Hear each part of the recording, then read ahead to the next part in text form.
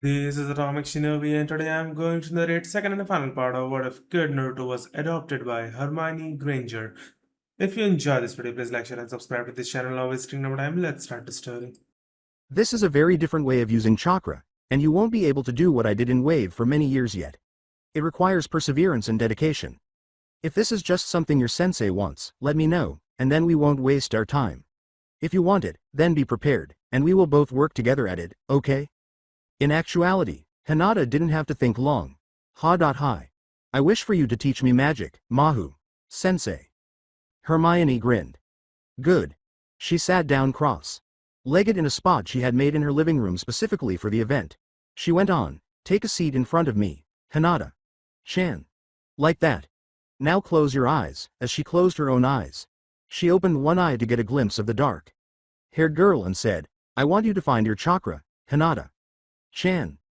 Dive deep into your soul and feel that energy that makes you live. Let me know when you have it, Hinata. Chan. A few minutes later, Hinata spoke up. I think I have it, Mahu. Sensei. Good.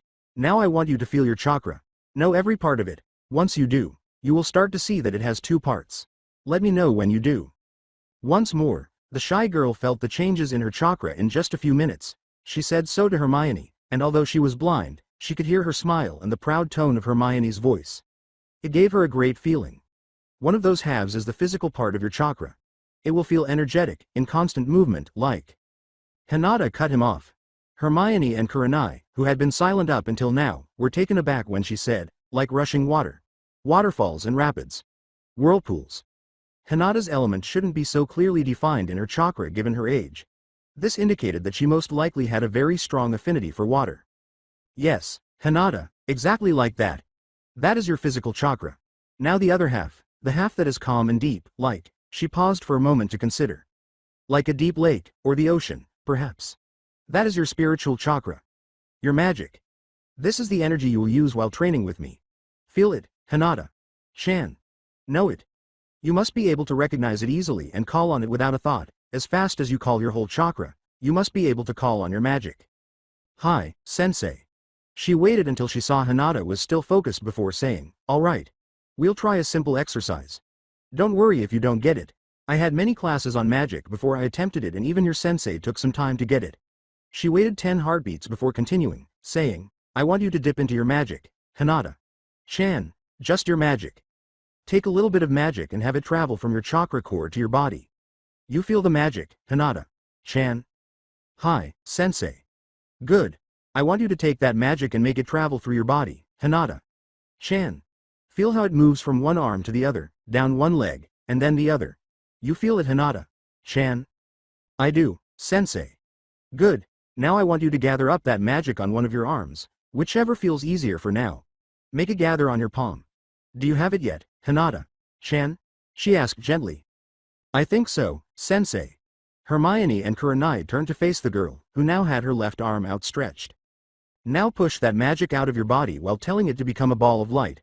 I want you to push it out and tell it to become a ball of light on the palm of your hand, Hinata. Chan. As a tiny pulsating light began to form, Hermione and Kurenai had to suppress an excited giggle. Hermione had hoped that would occur. She would probably find it much easier to distinguish between the two types because she hadn't channeled chakra for as long as the Junins. The tiny ball of light stabilized once it reached the size of a walnut. Hinata said, that's all of it, sensei. Did anything happen? Just in time. Open your eyes, Hinata. Chan. When she noticed the tiny ball of light dancing on her palm, she gasped in shock. However, she was so taken aback that she stopped the magic's flow, causing it to fizzle and die in a matter of seconds. Her lip quivered and her eyes were downcast as she looked down. Anyo, sensei. I'm sorry. There's nothing to be sorry for, Hinata. Chan. That was amazing. It took your sensei and Kakashi Sensei a couple of hours to do what you just did, right, Kurenai? Kurenai continued to smile at the girl as he nodded. It had been larger, but the goal was to boost the girl's confidence rather than undermine her. Yup, and my ball of light wasn't nearly as bright as yours, Hinata. Chan. Really, Kurenai? Sensei? Really, I think that's enough for today. I know it doesn't seem like much, but Kakashi and Kurenai told me that the first few times separating their chakra hit them very hard later that night. So you should go home and have an early night, alright? And you must promise me, Hinata-chan, that you won't practice what I teach you without me or Kurenai-sensei there until I tell you you can, alright? I promise, sensei. Following the shy girl's departure, Hermione turned to Kurenai and gave her instructions for Hinata's next quick exercise. While Hermione was studying their eyes and their curse with Kakashi and Sasuke, Kurenai would lead her through. Hermione felt a twinge in her wards just after finishing some of the potions she sold to the T&I division in the hospital. They hadn't stopped whoever it was, so it was either Hinata, Kurenai, Naruto, or one of his teammates or sensei. Due to their frequent visits, they were the only ones with permanent access. Yes, everyone did, with the exception of Sakura, but she had given the girl more permanent access to Kakashi and Sasuke. She arrived at the front door soon after the first knock and saw Kakashi standing there when she peered through the peephole. She opened the door and let him in, bewildered. She sounded perplexed and said, Kakashi-san, I wasn't expecting you today. Did we move tomorrow's appointment? No, Hermione-san. I needed to talk to you about something in private. He thought that this was starting to happen frequently. As she got tea and something to eat, she gestured for him to sit down and asked him to wait. She found herself offering some sweets from her homeland because she usually had something Konoha specific for when the team came and his presence wasn't exactly social. Although she didn't have much time for baking, Molly had taken the time to teach her how to cook and bake using magic after she and Ron got married, which significantly reduced her time spent in the kitchen. As a result, she usually had something to nibble on. He was eyeing the strange confections warily, so she explained them to him. When he was ready to take the first bite, she had to take a sip of her tea to conceal her amusement. Since she knew he wouldn't let her see his face anyhow, it also allowed him to eat at a more normal pace. When he hummed in agreement, she was overjoyed. This is really good, Hermione-san. You should introduce these sweets to the team, sometime. I wasn't sure if you would like them, so I always made sure to have something more local when you guys came to visit. I doubt though that you came here to share pastries with me, though, Kakashi-san. However, nothing in his posture or voice suggested anything other than curiosity. Quite right. I wanted to ask you why you haven't told Sasuke and me about finding out about the nature of the Sharingan's curse yet, he said. However, she liked to think that she knew him a little better by now and could sense that he was anxious about the response. She sighed and set down her cup before responding. It's true that I've identified the nature of the curse. I just wasn't sure how to approach it with Sasuke-kun or you, for that matter. This time, she could definitely hear the edge in his voice as he said, We have a right to know, Hermione-san. I know, it's just, due to the nature of the curse, I didn't think my news would be well received. Leaning back, he stretched one arm along the back of the couch he was occupying. Try me, I promise I won't bite. The gravity of the situation kept her from giving in to the little bait, even though she would have otherwise had to fight a slight blush at that statement. Alright, you must force yourself to remain objective here, and think logically. Logic is the only counter to deep emotions, so until you overcome it, that will be your only defense. It is called the curse of the dark soul. It is a curse that amplifies negative emotions, not only in their intensity but their duration. Makes a person far more likely to stew in the dark emotions that come in day-to-day life and make them far less likely to get over certain kinds of traumas, like losing a loved one. It also amplifies feelings such as the desire for revenge, jealousy, anger, rage, etc. Couple that with the Sharingan's perfect recall, it also dulls positive emotions, such as joy and happiness. Love. Well, I'm sure I don't have to explain it much further. Although he didn't appear to be reacting, Kakashi was quickly analyzing his emotions. He had never connected the loss of his sensei and teammates to having the Sharingan, but he had always experienced overwhelming guilt and grief. However, he could now see the connection, at least in part. For someone to grieve as deeply as he did, 12 years was a long time. Many people had told him this numerous times, but he had never considered his emotions to be manufactured. He became enraged the instant that idea entered his mind.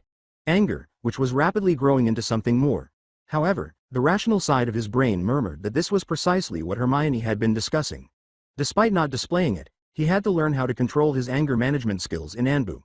Before he resumed his analysis, he inhaled deeply.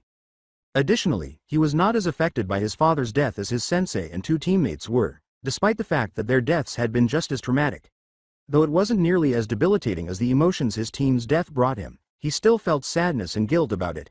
He had always assumed that it was because he was so much younger at the time, but now.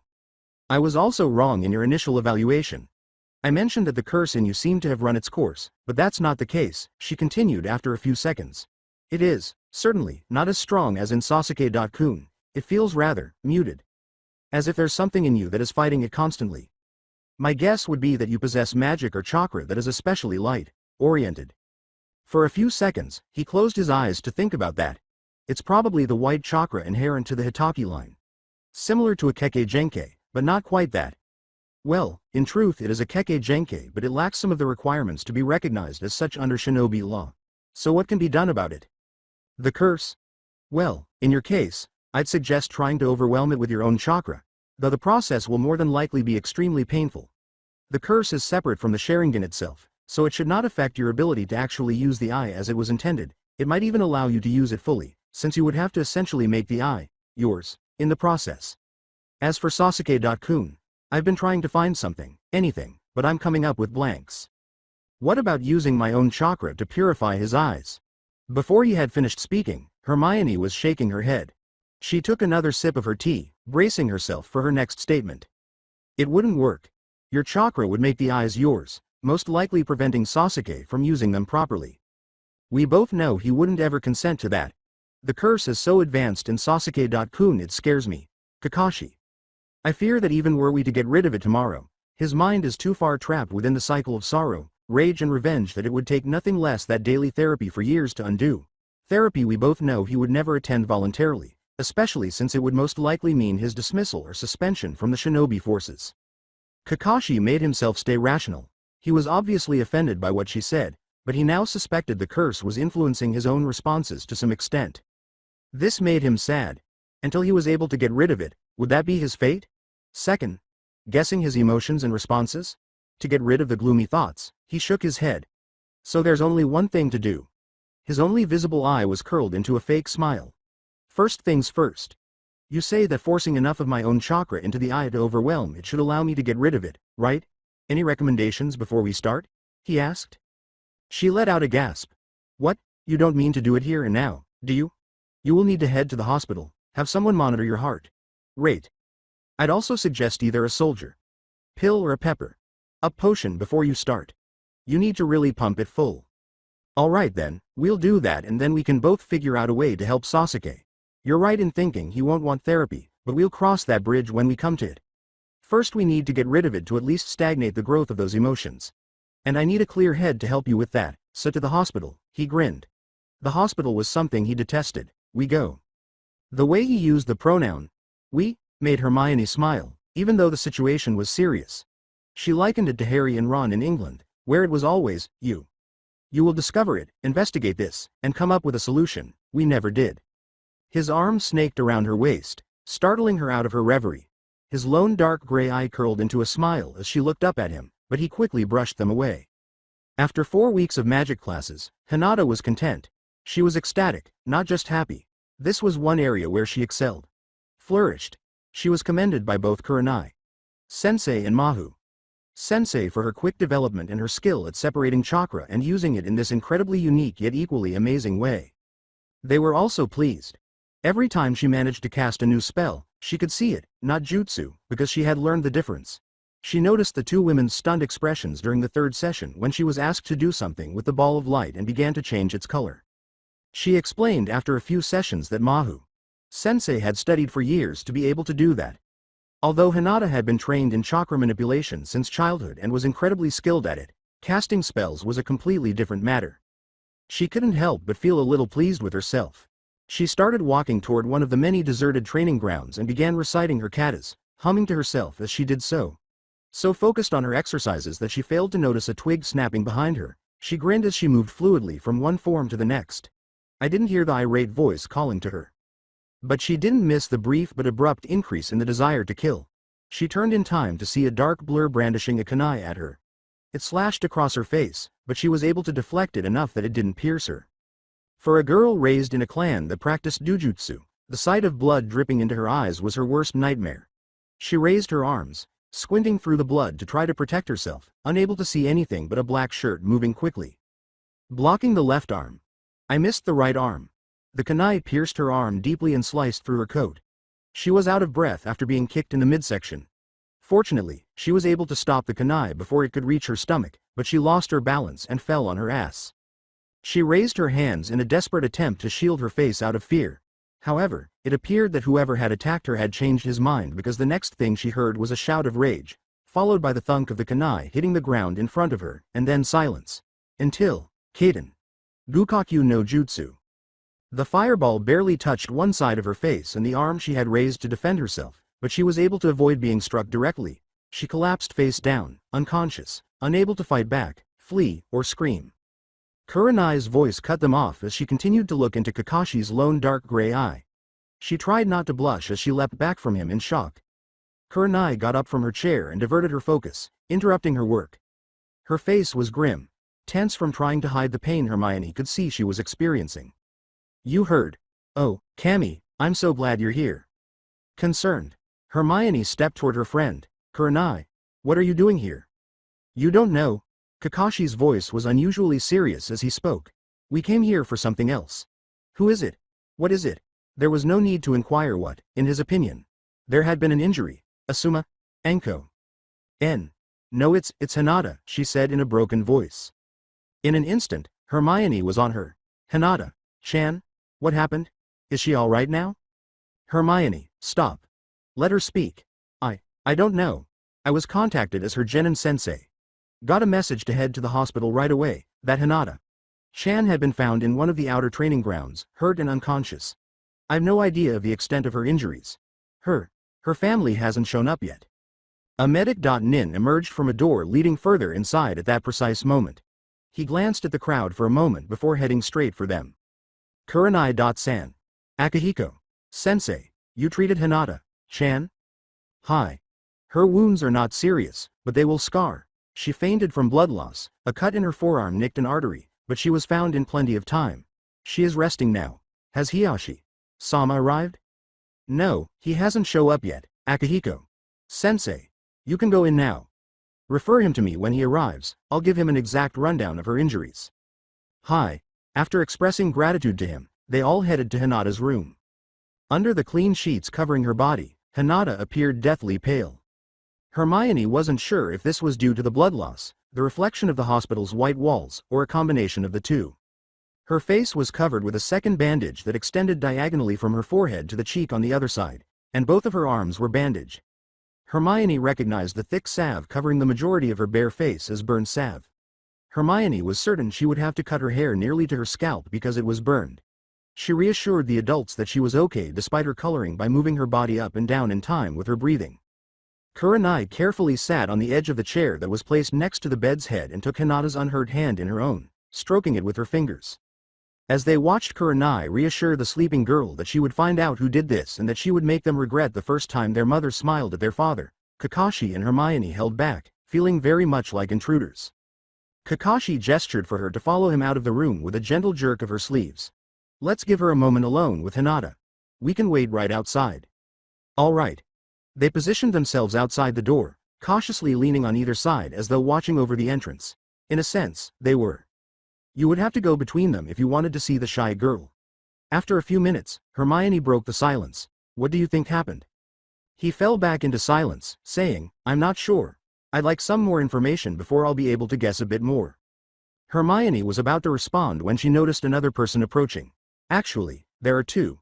She stood up straight, but noticed that Kakashi was still slumped. In any event, she was certain that he was prepared to react quickly to any attack.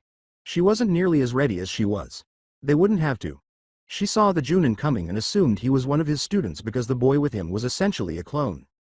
When the man in green saw them, he grinned broadly, but Hermione noticed that the smile stopped short of his eyes. Kakashi, my rival. Guy, indoor voice if you please. With a thumbs up, Guy gave him one of his dazzling smiles. Of course. This is the lovely Hinata. Chan's room, then. Or is one of your own genin hurt? This is Hinata's room, Guy.san. Hermione exclaimed. Ah, the lovely Mahu.san. With surprise. Guy was by Kakashi's side 1 second, and then he had her hand in his lips barely touching her skin. Gazing up at Kakashi, Hermione begged him in silence to protect her from Guy's more strange ways. So you've heard about Hinata, Guy? Heard? No, my most youthful rival? Lee.kun here and I were the ones that found her. We've just come back from reporting to Hokage-sama. At that, Kakashi stood up straight. Even though Kakashi was retired from Anbu, He became agitated after an attack inside the village walls. You found her? Would you mind telling me what happened? He was aware that Anbu would conduct the official investigation, but anything he could find would help to calm his paranoia and temporarily placate Kurenai. He pointed to Hermione, who was still a little alarmed. My most youthful student will give you his report then. Lee.Kun, you already know my rival, Kakashi, and this, he said, is the lovely Mahu.San, whose smile can inflame the fires of youth in men all across the 5 nations. At that, Hermione and Kakashi both started to perspire. Hermione hid her face behind her hands as she flushed brightly, and Kakashi. Well, Kakashi couldn't help but notice. Yes, she had a beautiful smile. Hermione was startled once more when a figure in green materialized in front of her. Fortunately, she didn't get her hand. He just made a formal bow before posing. One hand in his hip, the other in front of him, thumb up, feet spread wide. I am Rock Lee, Konoha's beautiful wild green beast. She bowed back, saying, oh, pleased to make your acquaintance, Lee.Kun. She used the occasion to glance at Kakashi in desperation once more. He must have felt sorry for her because he pointed out that Lee was interested in hearing his report. Yash. I was running my 357th lap on top of Konoha's wall when I saw a small figure down on one of the training grounds. It did not appear to be moving, so I took it upon myself to investigate. By the time I arrived and saw the blood guy, Sensei had already overtaken me for that lap and made his way to me. Once we identified her as Neji's cousin, we brought her to the hospital and made our way to report to Hokage. Sama, Yash. Which training ground was it? It was training ground 36, Kakashi. Rival, Sensei. His lone eye gave a peculiar expression. Guy, please stay here with Kurenai and Hermione. Don't let anyone other than them, the medics and Hinata's family inside. Yash. I shall not fail in this most youthful of endeavors, my rival. The 3 beautiful flowers shall be safe under my watch, and if I fail to restrict entrance to this room, I shall run 1,000 laps around Konoha on my hands, and if I cannot do that, I will climb the Hokage mountain with one hand behind my back, and if I cannot do that, I shall. Guy. I have places to be. Yane. As she approached him, Hermione said, Kakashi, wait, around the door. The 2 men in green reverted to their earlier positions. Please don't leave me alone with them, she begged. She recognized the movement of his mask as a smile. You'll be fine, Hermione. Guy's strong. That's not what I'm worried about, she scoffed. Just tune him out and you'll be fine, but... Hermione, please. I need to go see where she was found, and if I'm right, I'll need to know that Hinata is well protected. There's no one I'd rather she be with right now than Guy, and you. At least stay until her father gets here. You still think she's in danger? All right, but you better explain what this is about later. He extended his hand to tuck a stray curl behind her ear. I will, I promise. Another second later, only a whirl of leaves remained. Hermione entered the room to wait with Kurenai because she didn't want to deal with the crazy couple. When the door opened again, Hermione had been inside the room for a few minutes, attempting to reassure Kurenai that Kakashi had gone to investigate himself and offer some support. When she looked up, she saw a man and a young girl enter. Given their similar white eyes and majestic stance, both were unmistakably members of the Hyuga clan. The girl's face had poorly hidden tear marks on her cheeks and was twisted in pain, but the man's face showed nothing. When Kurenai saw them, she got to her feet. Hiyashi. Sama, was all she said. Kurenai.San, he said, giving her a very slight nod. He raised a well-defined eyebrow as he turned to face Hermione. And you are? This is Hermione.San, Hiyashi. Sama. She is the instructor for Hinata. Chan I talked to you about. Ah, yes. The mysterious Mahu. Sensei. Hinata talks highly of you, Hermione.San. Hermione forced herself not to look. Although Hinata rarely discussed her family, Kurenai had given her some information. While their treatment of her was undoubtedly negligent, it was by no means abusive. Though her heart refused to accept that telling Hinata she was a failure was the proper course of action, intellectually she understood why Hiyashi had to be so strict and concentrate his training on the one he thought would be the heir of the clan, little Hanabi. Chan. Based on her knowledge of Hinata, the shy girl only needed mild encouragement and praise to thrive. She shook her head and nodded to Hinata's dad. She turned to face Hanabi and grinned, saying, Hiyashi. Sama. A pleasure to finally meet you. You must be Hanabi. Chan. Hinata always tells me how proud she is of you, Hanabi, Chan. The girl moved half a step behind her dad. She bowed respectfully toward her and then turned to face her father. Go to your sister, Hanabi. I have need to speak to her sensei. Hi, father. Hermione watched Hanabi stroll calmly in Hinata's direction. The way she walked, head up, shoulders straight, demonstrated how much more self-assured she was than her elder sister. Kurenai came over to them, but Hiyashi gently informed her that he preferred to talk to Hermione by himself. Hermione, perplexed, trailed him out of the room and a short distance away until they could no longer be heard. If you will allow me to be frank, Mahu-san, up until a little over a month ago I was of the opinion that my eldest was weak. Yet since the start of your lessons, I've seen remarkable improvement. She still stutters and is as gentle and shy as her late mother, but even in the middle of sparring, or when she is being scolded, I've found her eyes flashing with a steel that, quite frankly, I'd given up trying to find. I wish to know exactly what you've been teaching my daughter, Mahu-san. Thinking, Hermione pursed her lips. How much do you know about my abilities? Quite a bit. My late wife was acquainted with Lovegood, San's wife. She was the one to introduce him to the Hokage, years ago. Yet, from what I remember, there was nothing she could do that would explain this change. If I may speak freely, Hiyashi-sama, I do not think it's what I've been teaching, rather than how. You say you think Hinata-chan weak. I believe you are wrong. She is not weak, quite the contrary, she is very strong. What she is not, however, is hard. From what I can appreciate, Hiyashi-sama, you've the strength of the oak. Unyielding and stern. She has the strength of the willow. Flexible and durable. Both kinds of strength have their pros and cons, and must be handled very differently. If I may be so bold, you've treated Hinata like an oak, when you should have treated her like a willow. Hiyashi scowled thoughtfully. He was, in fact, a hard man. It had always been, and it was even more so following the fiasco that cost him his brother. Soon after, during Hanabi's birth, his wife, Hiroki, had passed away. It appears that he had forgotten the quiet strength that had always been deeply ingrained in her over the years. Thank you, but it was implied. I think that might explain it, Mahu-san. To some extent. But he was still troubled. Hinata would always be viewed as weak by the elders of his clan. It was still difficult for him to see. He had been so harsh with her because of it. I would still like to hear about her lessons, maybe while we await for her to wake. After giving him a nod, Hermione trailed him back to Hinata's chamber. Kurenai assisted them in recounting the successes and lessons learned there. Unbelieving what her sister was learning, Hanabi's eyes were wide. She was even more impressed when Hermione demonstrated by making a number of colored balls dance around the room. Hinata is very talented, Hiyashi-sama. She is moving even faster than Kurenai through her lessons, and the ease she has when doing any spells related to water, it's unbelievable. Water, Mahu-san. Hermione gave a nod. Yes. In her first session we discovered that her chakra is, already, heavily aligned with water. What was it she said, Kurenai? Like rushing water. Waterfalls and rapids. Whirlpools. Yes, that. We were both extremely surprised by her strong affinity, especially at her age. Hiyashi appeared distressed. He said nothing more after that, content to hold Hinata's hand until a nurse arrived to see how she was doing. That is indeed a surprise. Shortly thereafter, Hermione departed. Silently, she walked to the Hokage Tower, reflecting on her discussion with Hinata's father. Based on her limited knowledge of him, Kurenai had only complained about the man ignoring Hinata in favor of her younger sister. He had been incredibly uncharacteristic. Nevertheless, perhaps it was because his daughter had nearly died. She scowled. She really didn't want to consider the kind of man who would have to witness his daughter's near-death experience before he would start to value her. That was simply incorrect. She was so engrossed in her thoughts that she was completely taken aback when she felt herself fall to the ground.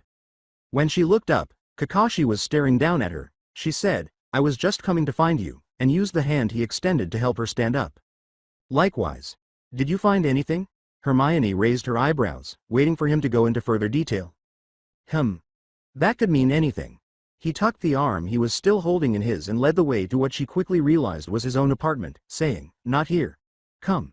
She would normally have objected to being led around in that manner, let alone the contact, but she could see his carefully manicured face and the way his tense muscles showed. So she gave it up. For the time being. Once inside, she watched in silence as he set off a sequence of seals by his door, causing his apartment's walls to flash white, before they returned to normal. She looked closely at him warily. What was that? Relax, Hermione, that was a privacy seal. No one can hear what we're saying now, but we'll hear if anyone approaches. Just a precaution. The Hokage agreed with my findings and asked me to keep this quiet. I managed to convince him that since you had been with me while the attack took place you had nothing to do with it. He suspected me. He pointed to one of his apartment's 2 chairs and took the other one. No, not you exactly. But what I found in the training grounds points towards someone from Konoha as the perpetrator, either that or a sleeper agent. It also points towards someone with shinobi training, so you were off the hook in any case. Given that, he agreed to let you know what we found, in case you come across something that might point to the culprit. Someone from Konoha. Yes. The training ground where Hinata was found faces the Hokage mountain. If Hinata had been targeted personally by an enemy nation, she would not have been left there to die, or her eyes, at the very least, would have been stolen. This points more towards either a crime of opportunity or warning against the Hyuga. Had it been an enemy shinobi, they would have had to cross the entire village or skirt around many training grounds, many of which were occupied, to get there. If it had been a warning against the Hyuga, there are many other members of the clan who would have been easier to target. Civilians or Hanabi, for one. Targeting Hinata makes no sense. If it had been another Hyuga with a grudge against the main family, they would have killed her and the use of the Jukin would have been more evident. There was none of that. So either a sleeper agent or a crime of opportunity. But that doesn't discount the fact that Hinata could have been the target anyways. If someone had a grudge against her personally and saw her alone. She nodded, aware that the likelihood of that happening was very low. True. In any case, the Hokage will be launching a very discreet internal investigation about this attack. Hopefully once Hinata wakes up she'll be able to point us in the right direction. If she had been able to identify the attacker, they would not have left her alive. His eye was covered. Also, about our side project, he said.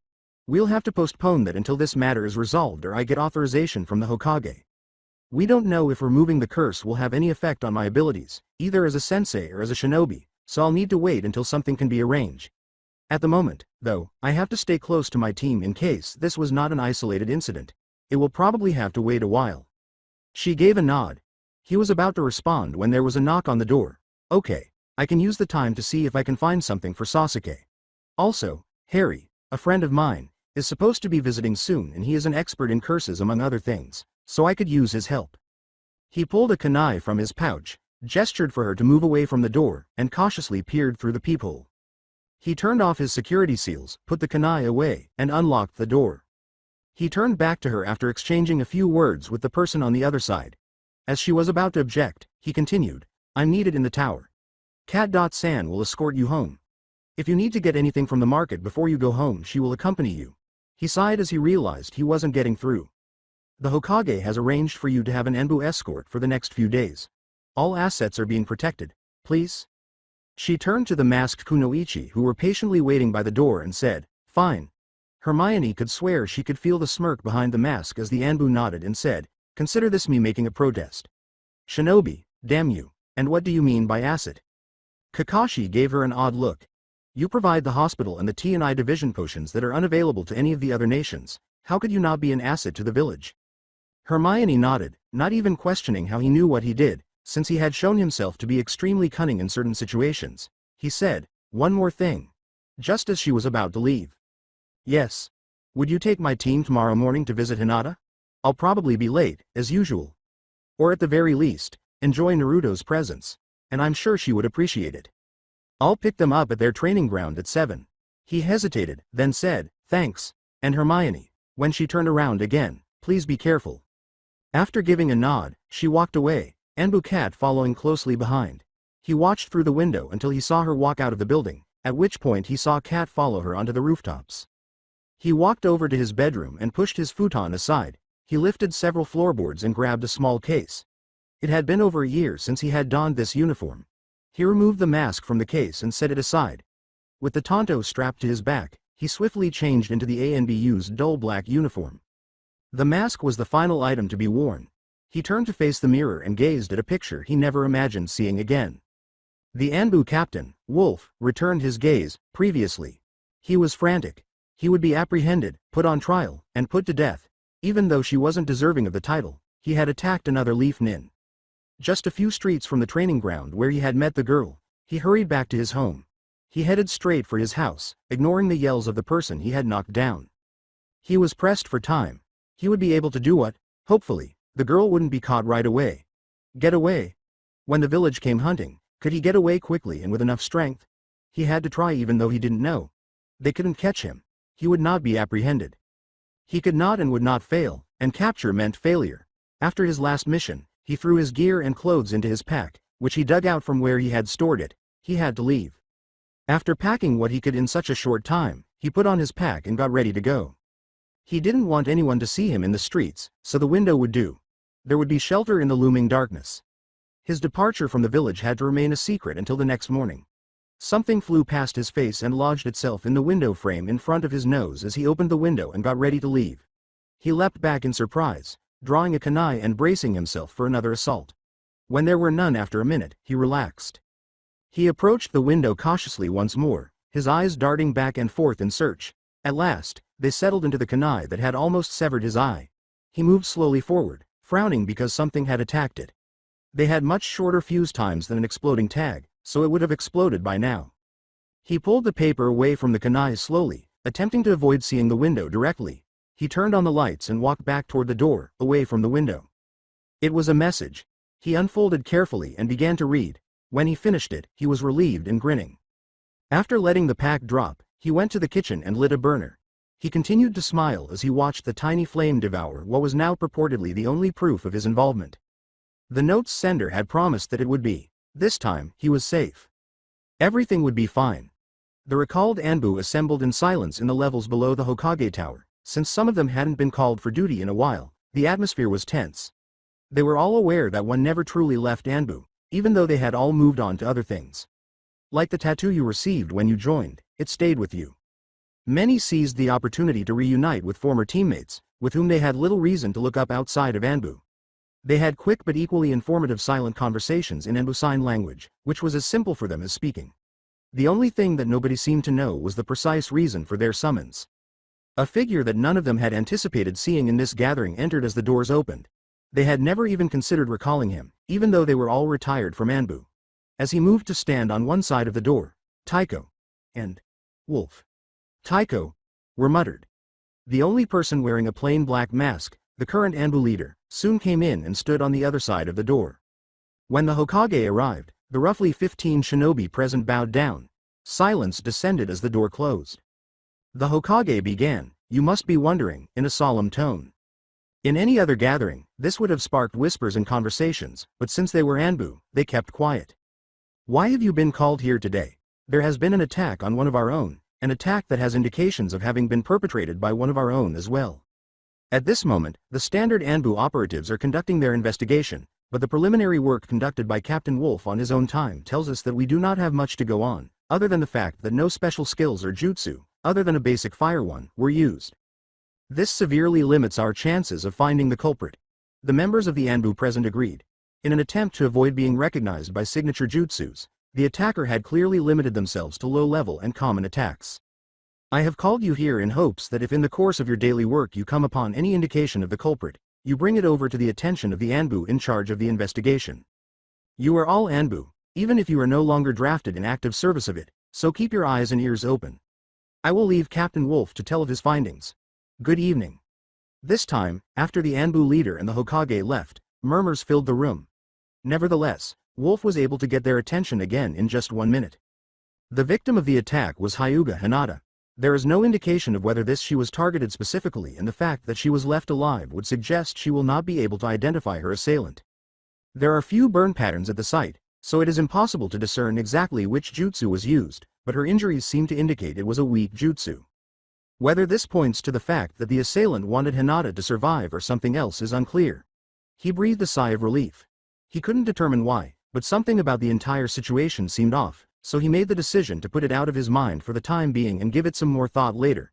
When he had finished presenting his findings to the gathered forces, he simply said, "That is all." He returned home, put his uniform away, and fell into a weary heap on his bed, exhausted and troubled. Hermione arrived at the training grounds she knew the team used for practices at 7 in the morning, accompanied discreetly by an Anbu escort. With his arms folded across his chest and his eyes closed, Sasuke was leaning back against a tree. Sakura was between Naruto and himself, occasionally stealing glances at Sasuke as he sat down and fiddled with some grass in front of him. She saw Naruto get up and approach Sakura before she could announce her presence.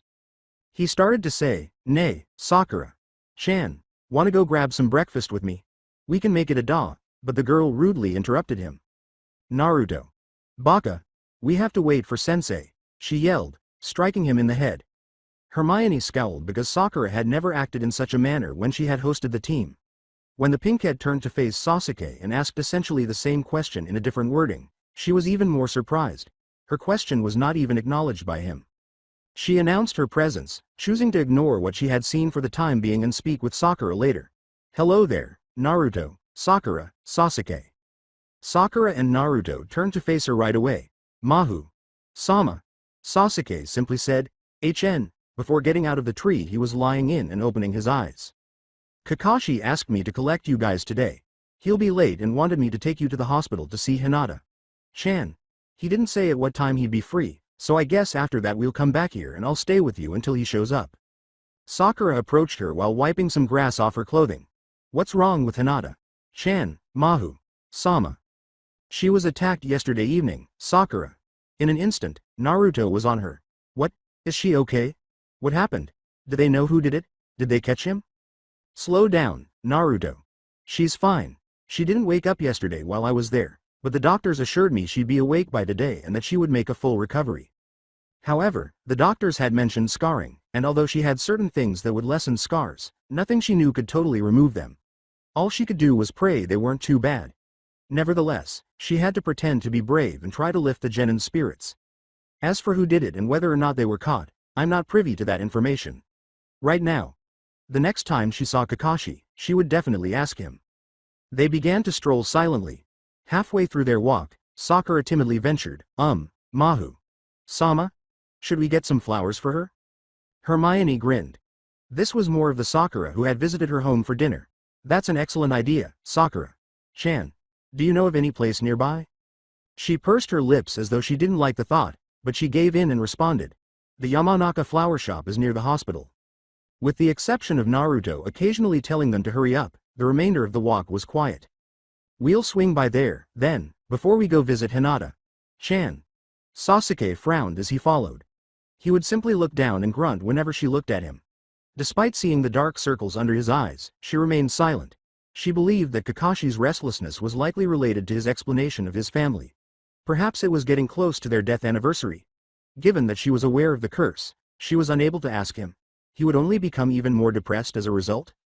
They entered the hospital after buying the flowers from the woman Sakura recognized as Ino Yamanaka's mother, and Hermione led them straight to Hinata's room. She was awake but needed rest, the medic informed them as she left the room.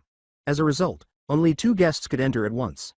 Sakura and Hermione entered first, leaving Naruto outside with Sasuke, who had adamantly refused to enter.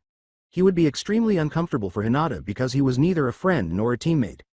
Hermione shrugged and left him alone. She would not be raising a fuss at the hospital because she was aware that he was a bit of a lone wolf. After a short while, Sakura emerged with slightly swollen and red eyes and motioned for Naruto to enter. Sakura's obviously suppressed sobs during her visit to the Pearl-Eyed Girl were the last sound Naruto heard before shutting the door. He stopped just inside the room and saw that the flowers they had brought her were on her bedside in a typical hospital vase. Mahu-san was gently brushing back Hinata's hair, what was left of it, while seated in the room's lone chair near the head of the bed. Before closing his eyes, taking a deep breath, and calming himself, he clenched his fists in rage. That someone had the audacity to do something like that to Hinata. Chan. And when had he started thinking of her as Chan, anyway? Who was nice, kind, and gentle. A hospital room was no place for anger. He walked slowly over to the bed and looked at her face and bandaged arms. Hey, Hinata. Chan. The girl opened her eyes wearily. Nah, Naruto-kun. If she had been able to blush, she would have, but as it was, her cheeks were only slightly flushed. Hermione bit her lip to contain her laughter as she said, Hey. We heard about what happened in Mahu. Sama brought us here to see you and wish you well. So, get well soon. That resembled Naruto in that it was both sweet and awkward. Hermione allowed them to talk for a few minutes, mostly about their senseis and teams. Hi, Naruto-kun. Thank you. Everything was going great until Naruto asked what she had told them not to ask after Hinata briefly shared with him what she had been learning from her. Do you know who did this to you, Hinata-chan? Naruto. She yelled as she turned to face him. Forgetting she was in the room with them, he jumped. Anyo, I'm sorry, Hinata-chan. Mahu. Sama warned us not to ask you about it, he said, sheepishly massaging the back of his head. Then he became grave. His good guy demeanor was uncannily similar to Guy's. It doesn't matter who did this, Hinata. Chan, when I find out who it was, I'll beat them to the ground for you. Whoever they are. That's my promise, and I don't break my promises. It's my Nindo. Hermione briefly wondered if he was wearing green tights rather than an orange jumpsuit. He opened his mouth to reply, but a knock on the door cut him off. Thank you. Naruto.kun. Hermione opened it and saw Hinata's teammates Kurenai and the two boys who had accompanied her on the mission to Wave. As he did so, Hermione whispered something to the red-eyed Junin, which caused her to smile a little. Say goodbye to Hinata. Chan, Naruto. They nodded and waved goodbye before heading back to Team 7's training area. Hermione remained with them at the training ground until Kakashi arrived as promised. She suggested a training game after observing that they were idly waiting. She would summon multiple balls of light, which would hit the genin and leave a glowing stain on their clothing. She referred to it as dodging practice. Certain lights were harder to avoid than others due to differences in their speed and intensity. When Kakashi arrived, he discovered that all three of his genin were covered in glowing patches of various colors. Hermione had designed it so that a hit would glow a brighter color the closer it was to a crucial area. However, after Hermione described the brief exercise, he was a little let down to see that every genin had hits in key places. He turned to his genin, thanked her for her assistance, and shook his head. It was clear that they needed to learn not to underestimate their opponent and that they needed more practice avoiding hits. After Hermione's actions in Wave, they had seen her as a civilian and had evidently not made a sufficient effort until after they had been struck. He stopped Hermione when she attempted to take off the glowing patches, explaining that it was a lesson and that they would be walking around like that all day. She nodded and put her wand away, laughing at their shocked expressions.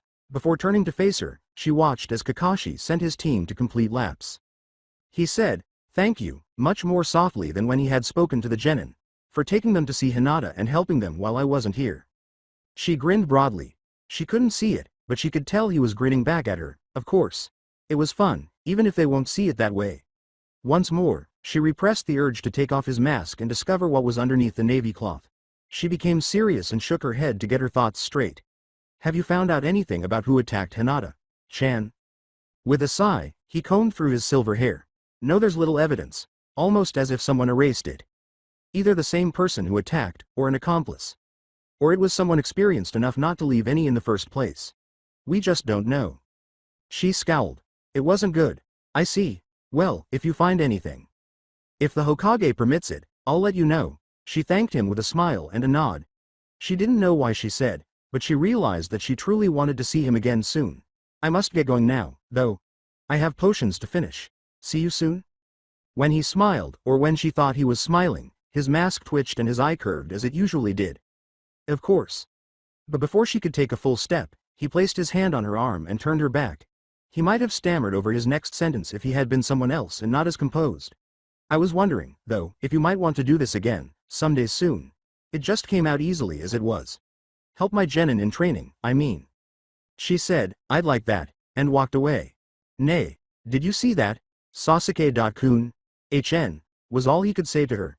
She let out a sad sigh. She didn't always understand why she put in so much effort. Her mind instantly conjured up a picture of Ino, slender, blonde, and beaming. Her arm was encircling Sasuke-kun, her Sasuke-kun, and was giggling, laughing, at her. Yes. She made a lot of effort because of this. She was unable to defeat Ino.Pig. She was unable to. Her other teammate's voice interrupted her train of thought. Naruto was staring at her in confusion and said, "See what, Sakura-chan?" With a sigh, she told her an interesting teammate. He listened to her, at least. Kakashi, Sensei and Mahu, Sama. They were all close and flirting. Well, from where she was, they appeared to be standing fairly close, and he had his hand on her arm. Wouldn't that be neat? Feeling a little queasy, he said, "Wouldn't what be neat?" She couldn't be suggesting what he believed she was suggesting, could she?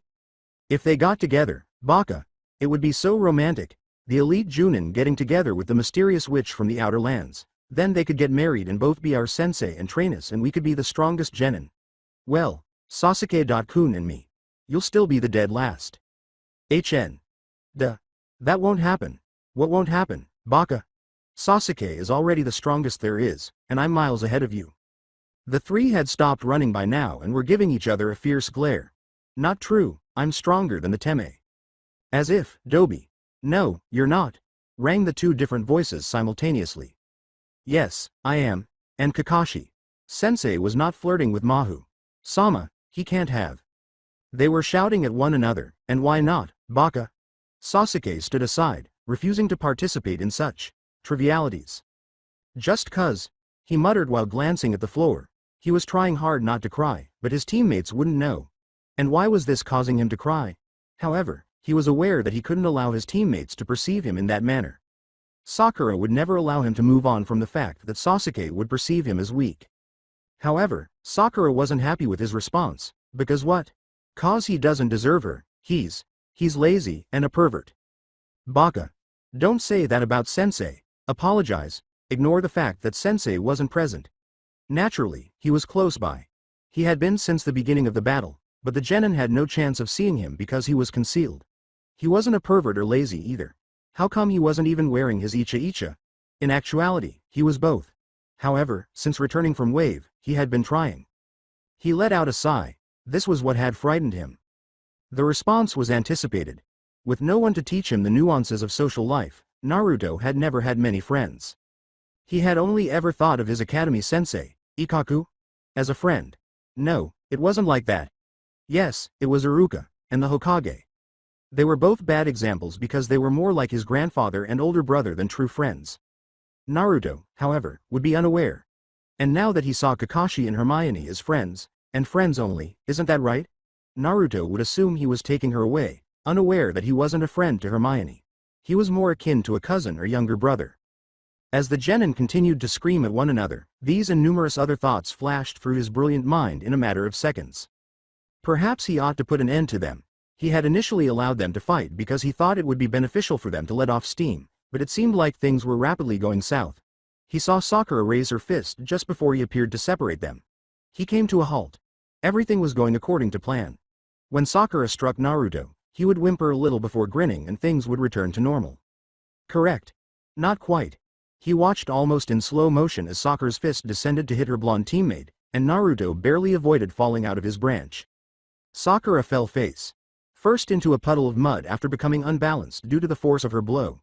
He watched as Naruto worriedly attempted to help her up, all rage forgotten. She slapped her hand away from his. And Kakashi witnessed the breaking of Naruto's small preteen heart. Sakura rejected him once more despite his attempts to help her up and apologize. That, along with whatever the pink-haired girl said to him through gritted teeth, was apparently too much for the blonde-haired genin, because he turned around and fled the training grounds. He wanted to pursue his sensei's son, but he was aware that his advice would not be valued at this time. When he turned back to his two remaining pupils, he saw the Uchiha grunt at his teammate, who remained on the ground, before turning to walk away as well. What caused his genin to become so agitated today? Perhaps it had been the hospital visit. Could they be left in this state after being confronted with the fact that they are mortal? On the contrary, Hermione had made no mention of them taking it badly. In relation to Hermione, he wished she were present. Or Kurenai. Even Anko, in fact. Sakura was still on her feet after falling, and were those tears? He thought, Kami. Sama. Save me from teenage girls who are crying. But when Sama failed to deliver, he decided to take action. After a brief leap, he found himself kneeling next to the sobbing girl, who initially failed to notice him, and wondering why she was crying. But she started and almost fell backwards when she did. As it was, the only area of her body free of mud was essentially her back. Sakura, though he had never been good with crying girls, he tried to say something, anything. Or, for that matter, only girls. He had been in the midst of a war and on the fast track to becoming Chunin when he was her age. Rin, one of his teammates, had developed feelings for him, but he disregarded her. He thought about how Sasuke now ignores Sakura. And after Obito, well, he simply couldn't change his perspective on Rin. She would always be the girl that Obito had cherished. As a result, he had distanced himself, and by the time he reached adulthood and perhaps began to see things differently. It's best not to consider that. The curse being what it was, no. He tried once more. Sakura, what happened? Sensei. She gasped back. With caution, he touched her hair in an attempt to soothe her a little. However, his pats were awkward and rigid because he was not used to any physical contact. But he was thankful that she didn't seem to notice. With a sigh, he turned to face the sky and prayed for assistance once more. They didn't respond. He winced and said, Do you want to talk about it? He hoped not. However, she nodded and began to speak. It's just, sob, and Naruto, hiccup. And then Sasuke-kun. Or at least attempted to. The only thing he had been able to make out between sobs was that she had actually said more, he guessed. There, I just don't get it, sensei. Why is he so cold? He. Why? Oh, Sasuke. Sasuke. Yeah. Well, I can't tell you much, Sakura-chan, it's his story to tell. And don't go asking or he'll be mad, he'll tell you when he feels ready. Whenever. But in short, something bad, really bad happened to Sasuke some years ago. And he's still angry about it. Very, very angry. It's the reason he wants to get stronger. Not stronger, but more powerful. But what happened was so bad and he is so angry that he can't really relate to people the same way most do. He has this goal he has his eyes on, and he won't let anything come between him and it. Sadly, that means you and Naruto, too. He's so angry that he doesn't think you two can help him. That he doesn't want any help. Bu. But why? Because he thinks accepting help means he is weak, when it is the opposite. Being strong, truly strong, means recognizing your own weaknesses, those areas in which you're not so good, and doing something to overcome them. Even if it means asking for help or recruiting people who have those skills you don't. It's why Konoha places such importance on teamwork, Sakura-chan. So that your teammates can be strong where you're not. So that's why what, Sakura-chan? Why he doesn't like me? She sighed in disappointment. I'm weak, a burden. No, Sakura. You are not weak. You just haven't found what makes you strong yet. I found it, and Naruto found it. Hermione, Mahu-san, found it too. And what is it, sensei? What makes us strong? That's something you have to discover for yourself, Sakura. I can't always give you the answers. The moment you put on that headband, he said, pointing to her Hitai.8. You became an adult. I am not here to lead you by the hand, like a child, but rather guide you, nudge you in the right direction. So I won't become strong until I find out what it is? I'll just be useless? Sakura, many people never find their true reason, but they still become powerful. The ones that do, though, they become strong. Those people, those are the ones that shine. There are many reasons to be strong, Sakura, you just have to find yours. He rose and extended his hand to the deceased young lady. And that doesn't mean you can't try to improve yourself in the interim. Sensei, what do you mean? That implies that you can still improve yourself, Sakura, even if you haven't discovered a reason to get stronger yet. You can practice and train. You are able to acquire new knowledge. You'll find what you're looking for along the way. But Sasuke has nothing to do with this, Sakura, he cut her off. You wanted to be a kunoichi, but why? No child was enrolled in the academy against their will, regardless of what their parents wanted or said, so he knew she had to have had a legitimate, or at least somewhat legitimate, reason. Psychological screening was required in the academy to weed out those who simply weren't cut out for the life of a ninja and those who truly didn't want to be there. Why? Yes, the reason. Why did you choose this life and put in so much effort at the academy? He grinned in relief as she began. Well, I wanted Sasuke-kun to. She had not met Sasuke until after she had begun at the academy, and he had read in her file the reason she had declared, I will be a strong kunoichi. It appeared she had remembered now. Now, do you know why? Yes, Kakashi. Sensei. She inhaled deeply, perhaps unsure whether or not to divulge, we were. He patted her mud-caked hair once more and said, as long as you know it, Sakura-chan, you don't have to tell me. Hi, Sensei. Are you prepared, then? Are you ready, Sensei? To start becoming strong. She wiped the last of her tears from her face, simultaneously covering it with more mud. Hi.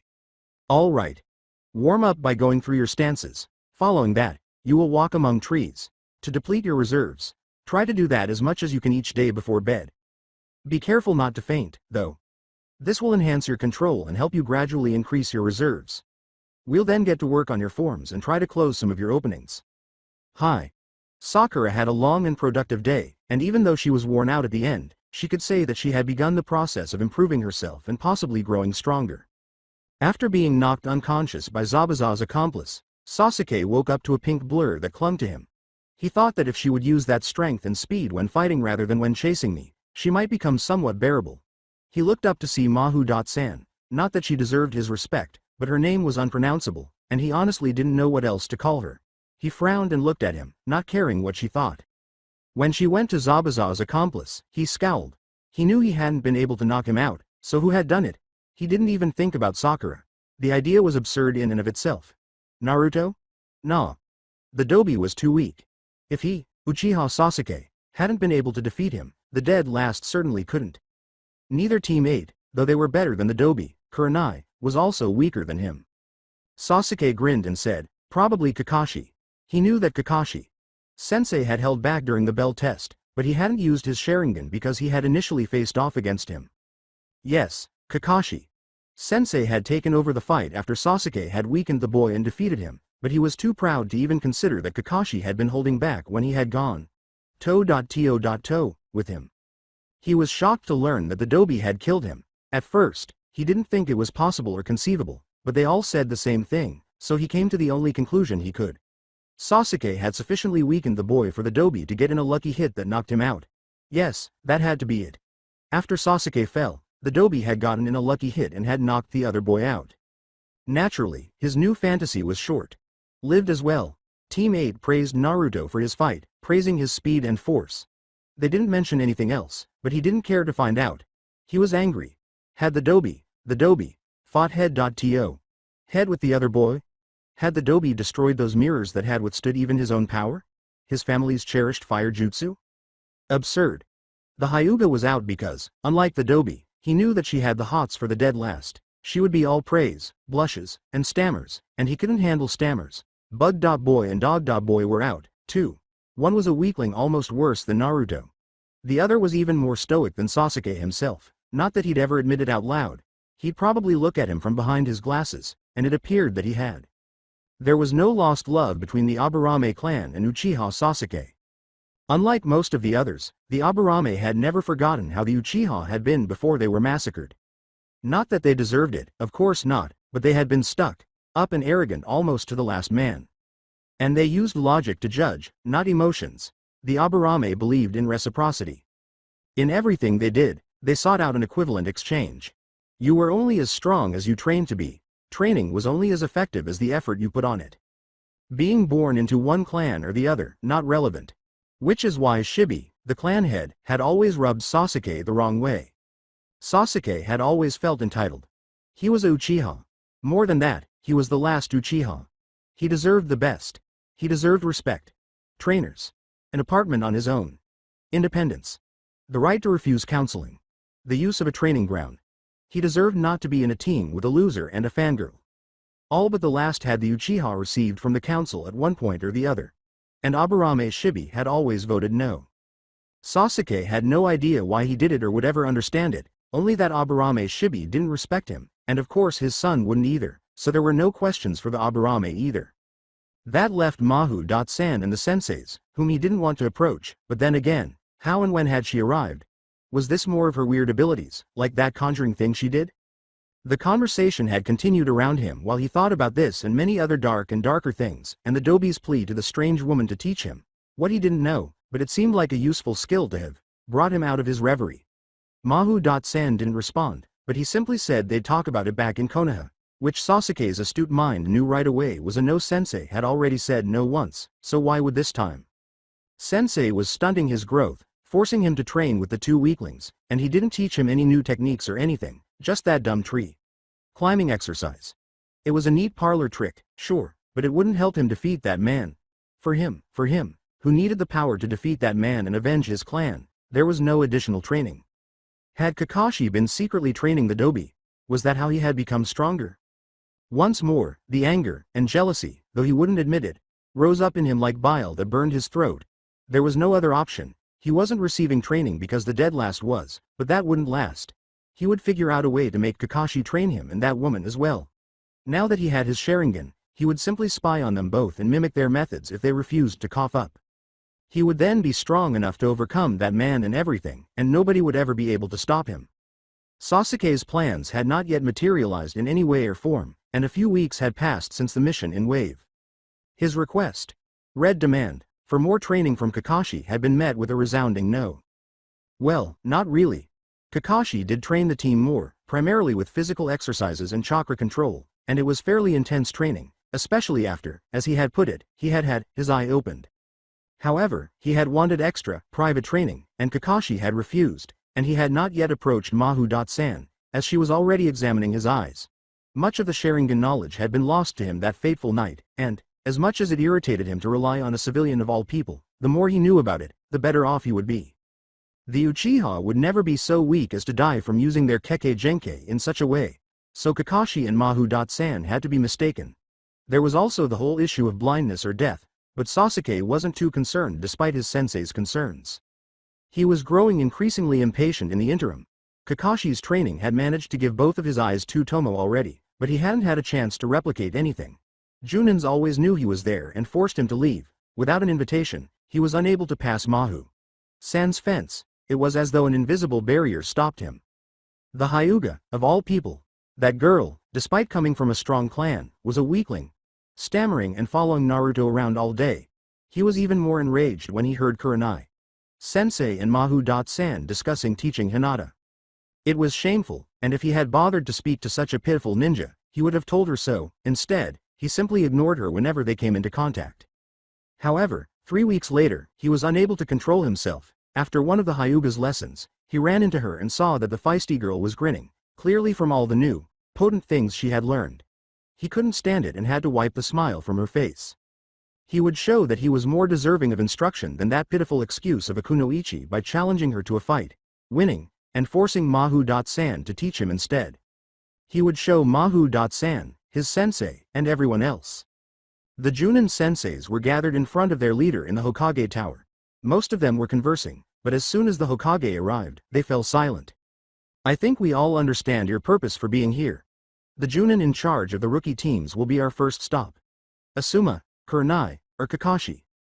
Team 7, led by Hitaki Kakashi, Uchiha Sasuke, Uzumaki Naruto, Haruno Sakura. I nominate them to take the Chunin exams at this time. The Hokage silenced the whispers with a single raised hand. Whispers erupted once more as Asuma continued, saying, Team 10, led by Sarutobi Asuma, Yamanaka Ino, Nara Shikamaru, Akamichi Choji. I nominate them to take them Chunin exams at this time. Kurenai was the last to speak, giving Kakashi and Asuma a sly look of guilt before saying, I feel my team will not be able to perform at their best due to severe injuries to one of my students. Team 8, led by Yuhi Kurenai, Hyuga Hinata, Aburame Shino, and Inazuka Kiba. I do not nominate them to take the Chunin exams at this time. The other two Junin senseis looked at her in mild shock. They had discussed this weeks ago, and they had hoped that since they had just been in the academy together, they would tend to work together and thus have a slight advantage over other teams. Now, without Kurenai's team present, it would be a little more difficult, that is, if they had actually bothered to work together, as that would have been another test that would have informed their teachers about their growth and whether or not they had truly absorbed the lessons on teamwork. Of course, they hadn't bothered to readdress the issue after Hinata was hurt, and they really should have, but the nominations had been made, and there was nothing they could do about it now. 2 out of 3 rookie teams, the Hokage said, nodding as he accepted the nominations. This will be interesting, the Hokage said to them all once more after the final Junin had finished nominating or declining to nominate their own teams. The Chunin exams will begin in exactly 7 days. The applications contain information about the meeting location. Dismissed. Almost a week later, Hermione was once again watching the team practice. She had first assisted with her colored lights and was happy to see that this time all 3 genin took her training seriously, allowing her to make the lights faster and more abundant. Kakashi was by her side, warming up with his students but choosing not to participate in the colored lights. The team was now sparring against each other in a mini free dot for dot all, or more accurately, Sasuke versus Naruto, with Sakura occasionally speaking a half step as if she wanted to join but lacked the bravery to do so. Kakashi's mouth moved under his mask. Hermione's question diverted his attention, and even though Sakura wasn't actively participating in the battle, the fact that she was searching for opportunities was better than her standing aside and supporting Sasuke. He wasn't sure if she would actually attack, but it was still a step in the right direction. Why does Sakura not participate? I believed it to be a free dot for dot all. She's not a big fan of taijutsu. Genjutsu and other subtler techniques are better suited for her. Well, but she needs to be able to fight in taijutsu too, right? Hermione scowled. Sasuke and Naruto won't always be present, and she won't always be able to stay out of range. That's true, he sighed. But I only went to see her a few days ago, and hopefully I was able to persuade her to take her training seriously. The fact that she was not taking this seriously worried me a lot. Even after Wave, he sighed once more, I hope it's resolved now. In any event, Her attitude has improved over the past few days. She gave him a disbelieving glance and said, "This is an improvement?" She used to just stand aside and cheer. He shuddered. "Sasuke. I saw her asking him out the other morning," he said, nodding. He didn't appear to be very interested. "He isn't." Hermione had been different today. He tilted his head to the side. "Is everything all right?" "Yeah. Yes? I suppose They seem to be doing that a lot that day," so she sighed. "No, not really. I'm just worried. About 2 months ago, I wrote a letter to my friends in England. They didn't respond. I don't know what could be keeping them," she said, shaking her head. "You see, they both work for the school, so at first I assumed it was simply the end of the school year. I'm not sure what to think right now. I asked the Rift Wardens, who are in charge of keeping the Rift safe, a week ago if they had received anything or if there had been any delays. Yesterday, they responded. They claim that it has been weeks since they received anything from England. I have no idea what might have occurred." "Is there anything I can do?" he asked after running a hand through his silver hair. "It's okay," she said, shaking her head once more. "I'll come up with something." After a brief pause, she said, "I should leave now because I have things to do at home. Do you want me to return tomorrow?" She spoke quickly, but her tone was unmistakably optimistic. "We won't be training tomorrow, but," he said, his voice pitched low so that Genin wouldn't hear him. He was about to say something else, but he stopped himself and addressed his Genin instead, saying, "Naruto. Sasuke. Sakura. That concludes today." They stopped right away. "Sensei?"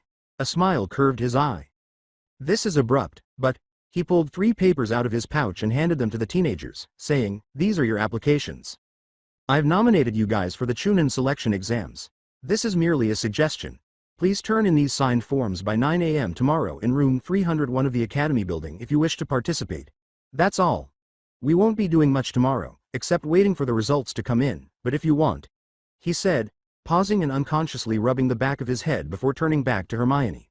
"Dismissed. I mean, you're inviting me to wait with you and the rest of the senseis for the results of the test?" she asked with a bright smile. "Well, yeah. Cammy, could he have come across as more pitiful? It's not like he really liked her. He was just being kind, wasn't he? But why would he care?" Her shoulders had dropped when he announced that they wouldn't be training the following day. The decision to fire his team and ask her to spend the day with him the following day had been made almost instinctively. Her radiant smile when she said, "I'd love to," made all of his bewildered emotions worthwhile. He had nothing to do for the remainder of the afternoon because he hadn't intended to dismiss his students early, so he watched her apparate away before heading back to his apartment. "That's fine," he thought, "I have a lot to think about." The following morning, Kakashi met Hermione outside her home, and they walked in relative silence to the academy, where a room was reserved for the Junin senseis to watch the first portion of the exam. He left her there with Asuma, whose team had already reached the assigned classroom, as soon as he sensed his team was approaching. Hermione felt uneasy. She knew Asuma from the few occasions Kurenai had taken her out to drink, but he spent most of his time talking to Kurenai, so she didn't really know much about him. Additionally, many of the Junins present were giving her strange looks. She wasn't a fool. She knew she was dressed and didn't look like a Junin, or a Kunoichi, for that matter. And the other people in the room must be wondering why she was there, but fortunately none of them approached her. The door opened, and she looked up, expecting to see Kakashi again, but instead she saw Kurenai. She frowned, certain that Hinata was still recovering from her wounds, and was ready to approach her when the red-eyed woman noticed her. "Hermione, why are you here? I could ask you the same thing," she said with a small smile. I believed Hinata was still hurt. "She is. But now she's much better. She just got out of the hospital a few days ago, and the scar cream you gave her is really helping. She can't make hand seals as quickly as she used to, and her hands still feel extremely stiff. She will recover completely in a few weeks. I also wanted to express my gratitude."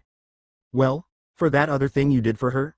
Hermione took a few moments to understand her. "Oh, it was just a simple spell, nothing more." The girl was crying in front of the mirror on one of the many occasions Hermione had stopped to visit Hinata. Until that point, she could have sworn Hinata didn't give a damn about how she looked, but she should have known better. Everyone was concerned, and Hinata now had to adjust to the burn scar that covered a portion of her face. It wasn't too bad, or it wouldn't be after the treatment was finished. It was just a slight discoloration that most people wouldn't notice, but at the time, it was very obvious. Her hair was the other thing that had been damaged, and Hermione had been able to fix it right away. Half of it was burned and charred, and when Hermione had entered, Hinata had been in the middle of cutting it off when she sobbed and explained that she had been growing it out after seeing a picture of her mother with long hair, and now she had to cut it almost to the roots. Hermione smiled and assured her that she didn't need to worry, and after a few waves of her wand, her hair was down to her waist. The bashful girl had burst into tears once more, this time with delight. It did. Kurenai sat down in the seat next to her where Asuma was sitting, making light of it by barely waving at him before turning to speak to Hermione, who resisted the urge to laugh. She wouldn't know why they insisted on keeping up the act that they weren't together, but she was certain that they both thought no one knew they were a couple. Both were fairly naive for Junin-level ninja. Kurenai must have been here to support her boyfriend while his genin took the exam, just as she was keeping Kakashi company, but it wasn't the same because she wasn't his girlfriend. Why had he invited her again? Shaking her head, she turned back to her friend because it wasn't like she could figure out the answer on her own. Kurenai was about to ask Hermione again why she was there when the person who would answer her question entered the room. Yo! His voice caught the two women's attention, and he smiled at them both from behind his mask. The exam is about to start. I sensed Ibiki and his team of proctors enter the room soon after I left. He then sat next to Hermione and extended his arm along the back of the couch, pointing with his other hand at the enormous screen that had just come to life. His thoughts returned to the issue he had been considering since the previous day as they watched Ibiki go over the rules. 10 questions, points taken away for cheating, etc. As he leaned over to whisper the true purpose of the test, it had taken him less than 10 seconds after hearing the rules to guess it. He noticed that his body had instinctively sat very close to her, so close that his knees were brushing hers. This was a problem that was currently sitting a few inches beside him. He couldn't help but notice how she leaned slightly into him to hear him better. He took a deep breath, taking in her aroma, some kind of flower and maybe vanilla? He had to repress a sigh. It appeared the conclusion he had arrived to yesterday had been correct. Of course it was, he thought. Now the problem was what to do about it. His realization that he was attracted to the witch had hit him like a sack of bricks the night before, but now, with her sitting beside her, he couldn't help but wonder how on earth had he not noticed before. Her words about the Sharingan's curse came back to him then. It also dulls positive emotions, such as joy and happiness. Love. Logic is the only counter to deep emotions, so until you overcome it, that will be your only defense. Was that it? Had it been that thrice damned curse that had kept him from realizing how he felt before? It was the only explanation. He had taken a very logical approach the night before, preferring to sit down and think about every interaction he had had with Hermione, trying to discern why he had felt he needed to do something, say something, when she had been so disappointed when he told her they wouldn't be training today. He needed to get rid of that curse soon. What should he do about it, or more specifically, did he want to do anything about it? She was intelligent, perhaps even as intelligent as he was, which was noteworthy considering that he had been called a genius since he was 5. She was also very attractive, and even now he could see some of the foreign Junin stealing glances at her, though that could have been due to the fact that she was clearly civilian. Additionally, if they ever made it that far, his genin, Naruto, would react to the news of their relationship. The week prior, he had already voiced a very negative opinion, saying that he was only holding her back to ask for something. He was perfectly content with his current situation, wasn't he? This was the reason he had stayed happily single for so long. Things were just so complicated. Yes, he was, and that was that. He would do nothing, and eventually this foolish fad would end. No matter how intelligent, attractive, and humorous she was, she laughed. Cammy, I have it bad, he thought to himself as she leaned in to tell him what she was laughing about. It appears that Naruto had not yet figured out the test's objective because he was clearly in a panic in the third row from the top. He'll be fine, he whispered in her ear, confident that Naruto, Sasuke, and Sakura would pass, knowing that they hadn't yet discussed information gathering with his genin and that the test wouldn't be graded because there wasn't time to go through all the tests. That was how the remainder of the test went. He would start thinking about how he would do nothing about his developing attraction, and then she would do something, like giggle, laugh, or push her hair back, and he would be back to square one, thinking about how adorable she was when she giggled, how calming her laughter was, and how lovely her hair smelled. I've got it bad, Cammy, he thought again. He was observing the way her hair swayed as she got up to refill her glass of water when he heard someone clear their throat behind him. He turned to see Kurenai and Asuma staring at him with suspicion. Nani? What is happening between the two of you? When she asked the question, Kurenai's eyes narrowed even more.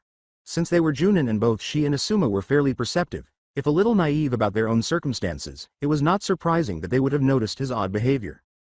He wasn't going to simply spell it for them, though. Nothing, he said, and he could see that his words meant nothing because she was walking back to them, to him, at that precise moment, and he could tell that his smile, though it wasn't visible, could be inferred. He may have liked her, but that didn't give Kurenai or Asuma a reason to behave like 14-year-olds who had just discovered some delicious rumors. Shortly afterward, Ibiki stopped the test and gave the genin the 10th question. Hermione was already frantic, wringing her hands in her lap, and he could feel the waves of anxiety flowing out of her as he explained that, even if they didn't answer any questions, this was the moment that would determine whether they passed or failed. As they watched team after team give up, he did the only thing he could. He took one of her hands in his and squeezed. Her appreciative smile more than made up for the teasing he would undoubtedly receive from Kurenai and Asuma later. Guy's eyes were fixed on their joined hands, not the screen, and he raised an eyebrow as though to ask, "Any comments?" He turned to face Guy, who thankfully remained silent and gave him a thumbs up, presumably indicating his approval. He suppressed another sigh and returned his attention to the screen, oblivious to the way his fingers were gently stroking her skin in circles or the way her own touched his hand in return. The exam proctor's voice interrupted the muttering that had begun shortly after she had licked Naruto's cheek, saying, "Now before we start the second test there's something I have to pass out." Serving the baka well, being loud and drawing attention to us, Sakura couldn't help but think that the proctor wasn't the only issue with the exams. The genin with the long tongue felt much more dangerous than a genin, and the bloodthirsty, cold, and eager looks on some of the other genins unnerved her. She paid close attention to the guidelines. 2 scrolls, 15 of each kind. No holds prohibited, 5 days, no fatalities, no crippling injuries. Waivers. Even after the mission in Wave, where they had faced an opponent far stronger than them, she had known they would survive because Kakashi Sensei, and Kurenai Sensei, too, would never have allowed them to die. That one piece of information scared her more than anything else she had learned thus far in the exam. Her head lowered as she recalled what a coward she had been. She had stayed behind after Mahu.San had shown up and Team 8 had joined the battle, telling herself at the time that she needed to protect the client, but deep down she knew the truth. She hadn't wanted to get involved, hadn't wanted to fight, hadn't wanted to risk dying. After they returned to Konoha, she had nearly given up being a shinobi, and the only thing that had kept her going had been Kakashi's reassurance that she had acted morally and that she had not been ready to fight in that manner. Her desire to give up and quit returned when she realized that they might die again, that the place they were sending them into, without Sensei, was extremely dangerous, and that the other genins were undoubtedly more prepared for this than she was. Why did you choose this life and put in so much effort at the academy? As she reflected on their conversation from a little more than a week ago, Sensei's voice cut through her thoughts, asking, "Why did you put in the effort in the academy and choose this life?" "Because I wanted to be strong, because I wanted to do something worthwhile, and because, like Ino had done to her once, I wanted to protect those I care about." She remembered her answer a week ago. She hadn't told him, but he had told her it was okay as long as she knew.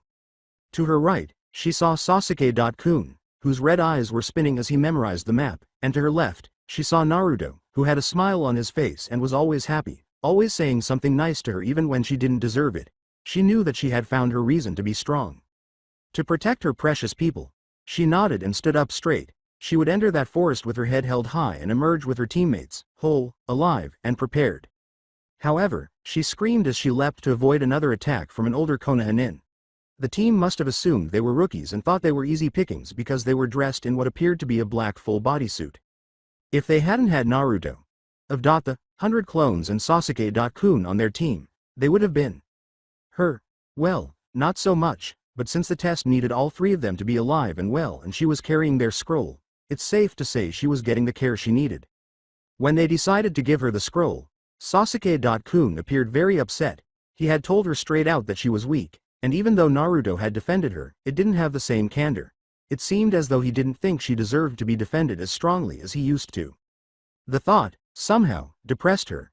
After scolding herself for losing herself in her thoughts, she leapt away once more and sent back a kunai with an explosive tag attached, but her opponent easily avoided it. That was okay, though, as he ducked to the left, where she could see several of Naruto's clones hiding. She didn't know how the older ninja had missed them, but she was grateful. He was quickly defeated, overpowered by numbers rather than skill, and he joined his companion in the unconscious realm. The remaining nin set some smoke bombs as a distraction when they realized he was the only one left, and by the time the 3 of them were free, he had already left, taking his friends and their scroll with him. They didn't have much time to rest, though, because 2 hours later they were ambushed by a lone Kusanin. She couldn't help but wonder if this would be the battle in which they perished as she watched Naruto get split apart by a powerful blow. The sensation became 1,000 times more intense when the Kusa Nin struck them with her intent to kill. Sakura was unable to breathe and repeatedly saw herself dying in ways she never would have imagined possible. It was like Zabuza all over again, only much worse. She was unable to move and could hardly think when she caught a glimpse of Sasuke emerging from whatever was holding them. She took a deep breath, realized that whatever the other nin was doing had stopped, and stood up, throwing a kunai hand at the Kusa nin while simultaneously jumping to the side to take cover behind the same tree Sasuke was in.